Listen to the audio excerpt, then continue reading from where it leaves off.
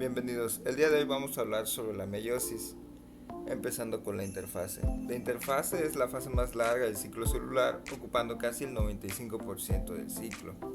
Esta está dividida en la fase G1, que es el periodo de crecimiento general, en la fase S, donde ocurre la síntesis de ADN y los cromosomas empiezan a replicar, para finalizar con la fase G2, donde continúa el crecimiento y las células se preparan para su división y entrar a la fase mitótica.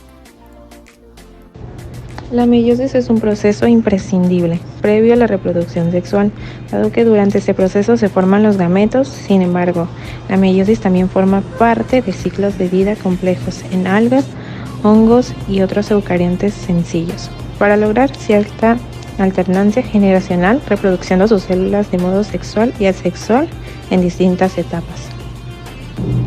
En los animales, incluyendo al ser humano, la mayor parte de las células del cuerpo son diploides y se les llama células somáticas.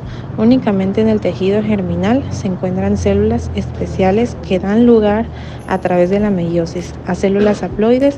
Estas células haploides son los gametos o células reproductivas que intervienen en la reproducción sexual, es decir, son los espermatozoides, que son los gametos masculinos, y los óvulos, gametos femeninos.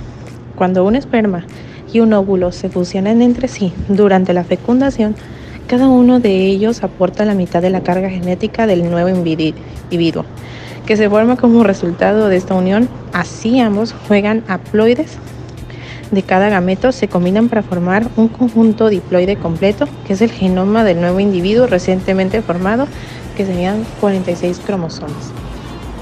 Profase 1. La envoltura nuclear comienza a romperse y los cromosomas se condensan. Los centriolos comienzan a moverse hacia los polos opuestos de la célula y se comienza a formar un huso. Los cromosomas homólogos se emparejan. Metafase 1.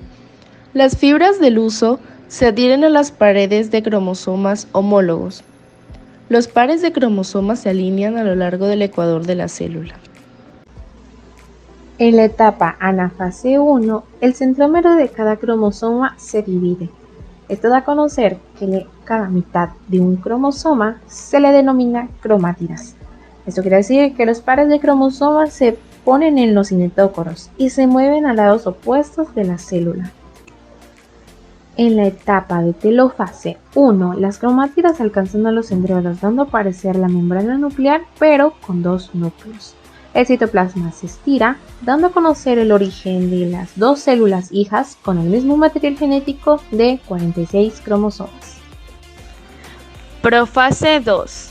La envoltura nuclear se rompe y el huso se empieza a formar en cada célula hija haploide de la meiosis.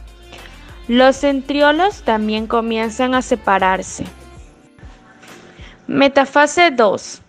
Las fibras del huso alinean las cromátidas hermanas de cada cromosoma a lo largo del ecuador de la célula. Anafase 2. Las cromátidas hermanas se separan y son arrastradas hacia polos opuestos de la célula. Igual se podría comentar que en la anafase 2, la atracción del aparato meitótico produce la separación de las cromátidas hermanas. Recordemos que la telofase es la migración de los cromosomas, termina y se forma la envoltura nuclear a su alrededor. Desaparecen las fibras del huso y los cromosomas se desbaratan. Después las células se dividen y se obtienen 4 células con la peculiaridad que cada una posee una sola copia de cromosomas, por lo cual se dice que las 4 células restantes son haploides. En la telofase 2, los cromosomas son rodeados por la membrana nuclear y las células se dividen, mientras que el producto de la meiosis es que cada una de las 4 células tiene un núcleo con un número haploide de cromosomas, y así se obtienen las células sexuales, ya que se distinguen por células haploides. En sí, la meiosis, como antes había mencionado, es un proceso por el cual se hace una doble duplicación de las células somáticas, de la cual obtenemos 2 células hijas, las cuales son haploides porque solo tienen un par de cromosomas 23. Con esto podemos comprender un poquito más la evolución de los seres vivos. La importancia de la meiosis reside en que se trata del recurso por el cual se producen las gametas que participan de la reproducción sexual. En efecto, las células somáticas habituales de todos los seres procariotas incluyen, en condiciones normales, material genético que se encuentra duplicado aunque no son redundantes. Estas células se designan en forma convencional como diploides, lo cual suele simbolizarse como 2N.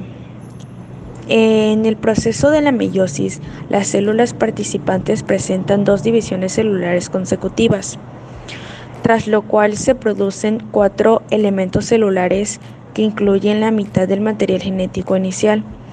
Estas células finales se llaman haploides y se denominan como convención. Muchas gracias por llegar hasta el final de nuestro video. Espero que nuestra información les haya servido. Gracias.